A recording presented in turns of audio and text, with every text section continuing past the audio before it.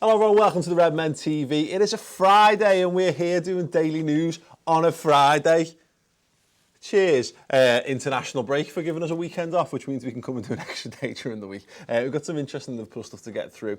Some of it pertaining to the aforementioned international break. Some of it transfer related, you'll have seen from the thumbnail and title, no doubt. The Rabiot stuff, I'll come to that in a moment. But first, on the Liverpool Echo live blog, which is great, Fabinho says he's ready for his Reds debut. And there's obviously some opinion here around that, the fact that we've not seen him at all. But he's been talking to Globo and he said, my start's been good adaptation. The pre-season was very good. We had 9 friendlies and I played 9. It's good to play against the English teams to see what the rhythm, the intensity and the physique are like.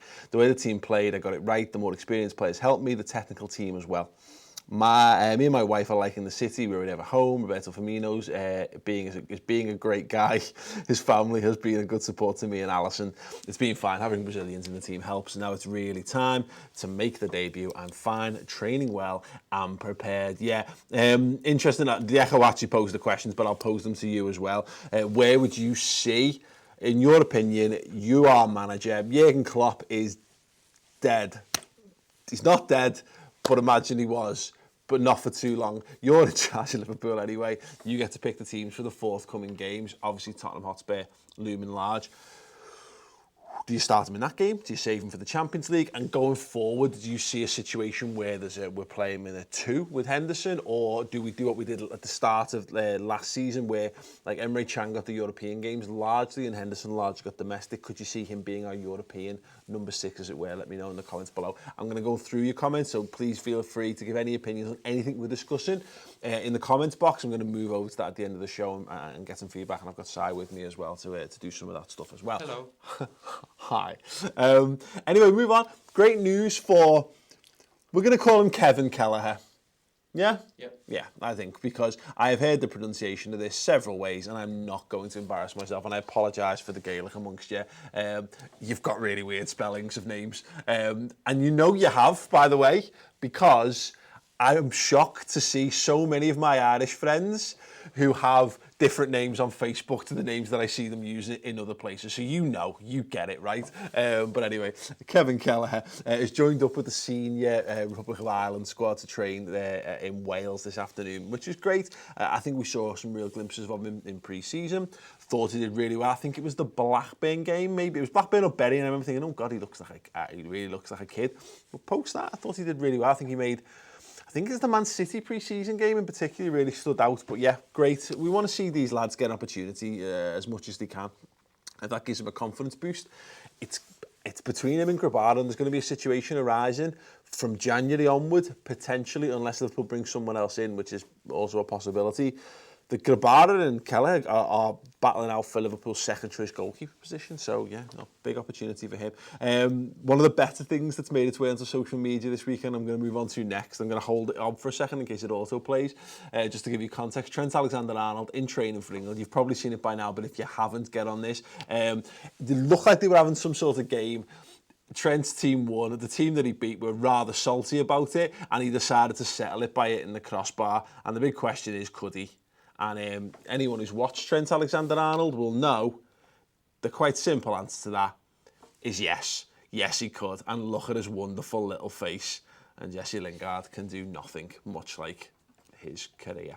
We're going to be talking about the Rabiot stuff in 2 seconds. But before I do, I'm going to direct your attention to our website, redmentv.com. As you well know, we did the interview with Jurgen Klopp, which will stay front and centre for the foreseeable future because it's amazing. And if you haven't watched it, do go and check out. It's the best part of half an hour. There's loads more that I talked to him about that wasn't on the free YouTube video. But yeah, that's there and that'll be there forever. We've got interviews with legends like Jamie Carragher and Lucas Leiva, etc. on there as well. But some of the more recent stuff that's gone up, obviously that's here right now. The production podcast, are you ever interested in know what goes on behind the scenes? You hear Si's wonderful voice and Tom's wonderful voice on these things, don't we, Si? Yep. But if you want to know how they go about the process a lot of the times of making the show, but also just some general biff from your lives. Yeah, so we spoke about the Dublin trip. We haven't done one since we went over to Dublin for pre-season, so we spoke about the live show and the game over there.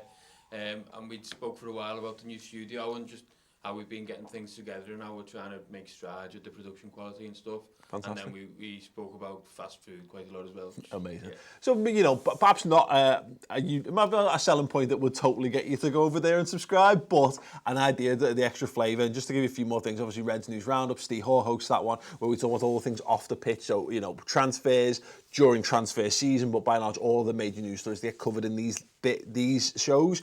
Not very much in depth and detail. Stay in the panel, go through them in a lot more long form. And a brilliant podcast in particular this week, Dave Maddock, Daily Mirror journalist, sat down for a big one with Chris, chat, not poo or anything, but talked about how Liverpool get better, Henderson's contract, how Liverpool are acting like a big club and stuff. Chris does this newsroom podcast every week with some of the best journalists around the Northwest and beyond, and people who are big in the Liverpool scene. The Maddock one, he's literally had a grin on his face for the few days since he recorded that. He thinks it's one of the best ones he's done so far, and Maddock is sensational, so yeah, get involved on that. And then there's written stuff, and there's the Around the League podcast. If you want to get our take on everything that's happening around league football, then you can get on that as well. Anyway, the redmentv.com, sign up. The first month is completely free, so you can get a 3-month trial, see how you get on with it, and then it's £5 a month after that, which is, what, a pint and a half these days? There you go. It's being expanded on by Ian Doyle at the Liverpool Echo, the Adrien Rabiot stuff. Now, it was being reported earlier in the week that Liverpool had spoken to his mum. It was his mum's agent. Is that what we were being told? His mum's his agent. Great. The 23-year-old is available on a free transfer at the end of the season. It means we can sign a pre-contract from January. There's been talk that apparently one Paul Clay, representatives of the Reds, have made contact with both the mother and the agent and suggested Klopp had spoken to Rabiot on the phone regarding a transfer. Liverpool are understood to be baffled by such stories, with Klopp having had no conversations with the international in private or otherwise to discuss an imminent deal. The Reds boss is happy with his midfield options, having splashed out almost 100 million in the summer to sign Naby Keita and Fabinho. Right. Fine. It came out of nowhere. It did feel to me very much like we've seen him linked to a few different clubs. AC Milan were heavily linked. Barcelona were heavily linked. We know his contract's up. He has played a lot of football for PSG in the last couple of seasons. I don't know what... He doesn't seem like a player that Liverpool need this season. He feels like someone we might need next season. So that would make sense in that regard. And Liverpool have gotten much better at getting ahead of themselves in this kind of stuff. And if a player of that calibre is available, I'd like Liverpool to be in the conversation. However, I mean, the baffled thing makes you think immediately, oh, well, they're baffled by it. There must be absolutely nothing to it. And there may well be absolutely nothing to it. However, particularly if it's put in the context of people saying, has Jurgen Klopp had a conversation with his representatives and all that, it would make perfect sense for Liverpool to come out with this line of, whoa, what are you talking about? You're talking crazy. Because basically tapping up, and Liverpool can't get lost in that kind of thing again. And that wouldn't shock me if, there were conversations you would put tentative feelers out behind the scenes, blah blah blah. You reach out and you just go, if let's say a 5-year Rabiot could have a 5-year holiday in a few cities, one of them being Barcelona, one of them being London. If Liverpool, if there was a good deal on a holiday to Liverpool, would Rabiot be interested in that? And his agent can go, he's often considered Liverpool as a decent holiday destination. Big fan of Docs and the Beatles. And Liverpool would go, say no more. And we'd go away and we'd obviously work it from there. So yeah, I wouldn't say this is totally dead, but also it does make perfect sense for Liverpool to deny any interest in it, because why get stuck into it? There's nothing. They can't talk to him officially until January. That's a long, long time away. I wouldn't say this, so I wouldn't necessarily say this one is dead based on what's coming out today. But there you go. Anyway, let me know your thoughts in the comments. I'm going to come to them right now. Simon is playing the role of MC today. So the Trill says, why do we need Rabiot, guys? We have like 8 midfielders. Yeah, we do. We have so many midfielders. Can I just... I have to point this one out. I'm not a big fan of feeding trolls per se, but Dennis Young, who's put literally Redgate TV, like, I haven't heard an insult like that since I was about 13 years old. Yeah, I mean, I guess it's... Oh, let me know that I'm saying it's an insult. It could be a really complimentary... It could be a real complimentary thing. Surely Gay Men TV would have been a better way of going about it. Yeah. I mean, thanks, Si. I mean, talk about opening a door. Mate, look, Dennis, let us know. Look, because look, I said that would be wrong of me to judge whether it's an insult or not. Because look, if you are gay and you're a big fan of being gay, then that might be one of the highest compliments you could possibly pay. So everyone ask Dennis whether he is or not. Bearing in mind, doesn't matter if he is or isn't. I just like to draw attention to people. Anyway, so what have you got for us, mate? So Moulian says we need a centre mid to start over Milner, Hendo and Gini if we are going to get anywhere. Disagree. We got to a Champions League final with those three in midfield, and you might argue the legs fell off, but I wouldn't say they fell off because of the midfield. I don't think anyone in that midfield put a bad shift in the Champions League final. I agree that we could do with a replacement for Oxlade-Chamberlain. Right now, we could do with someone else who does what Oxlade-Chamberlain did in that midfield, and that's skill, pace, power and direct running at the heart of our opposition defence, because he was a game changer twice against Manchester City. And I think that is what we're actually lacking from this midfield. I think there's nothing wrong with Milner, Wijnaldum, Henderson, Fabinho, etc., etc.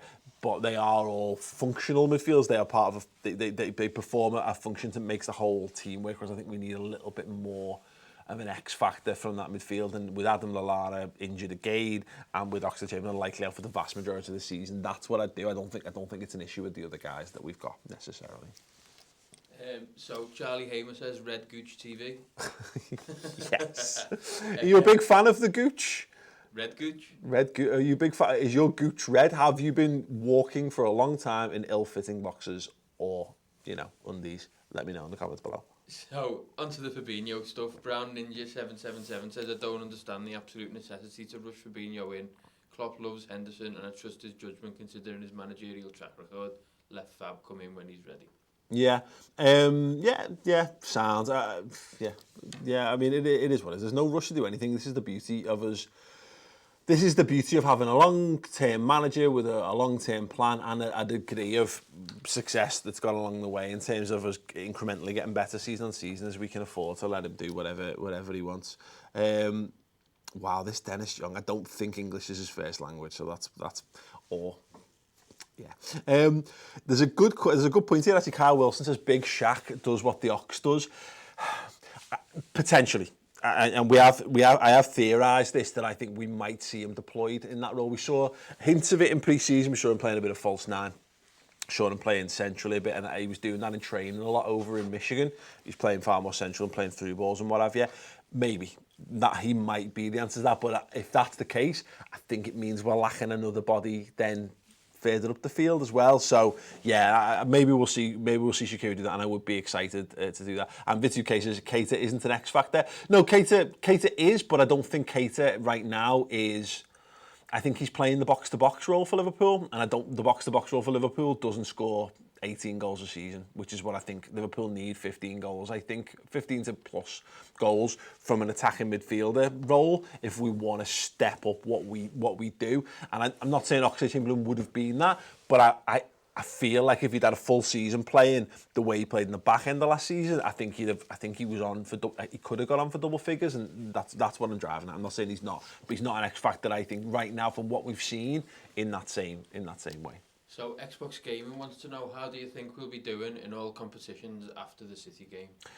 I have no idea. I have no idea whatsoever, and it's not possible to know. This is the massive testing ground for Liverpool coming up. There's no escaping it. It's a month, 5 weeks.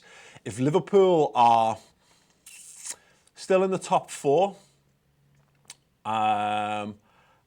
maybe out of the League Cup, and top of the group of the Champions League, I think we're on for an absolutely spectacular season this year round. We're on for an unbelievable. Look, if we are top of the league, top of the group, and we're in the next round of the League Cup, then I mean, preferable. I don't think we've necessarily got the squad depth to handle that. I've got no qualms about us going out of the League Cup. If we put a B team out and they beat Chelsea, fair play. I would stick with that B team for that regard. I wouldn't make it. I wouldn't be putting a senior team on for any game, leaving the final of the League Cup. I would just treat it as a way to get minutes into the legs and keep your squad hungry. But you know, if we can take 3 points, if we can take 9 points from Chelsea, Spurs, Chelsea, and Man City, I think we're absolutely winning the league. But if we don't, it doesn't necessarily mean season over either. One more. So I did have one then, but I've lost it. I've got one here while we're doing it. Someone's asked me, oh God, where's it gone? Someone's asked me about the Spider-Man game. I haven't had a chance to play it. I'm here. I downloaded the new Spider-Man game on PS4. Sorry, Xbox gamer, by the way. No, it was there. It was loaded. All I had to do was press X and start. But no, I had to take the kids to school and I had to come here and work today. So I am awaiting a response that says I am cleared to spend my night playing nothing but Spider-Man on the PS4. Oh, hello. And it wasn't that message. Listen, we're gonna wrap up there. That would have been incredible time. That would have been sensational time.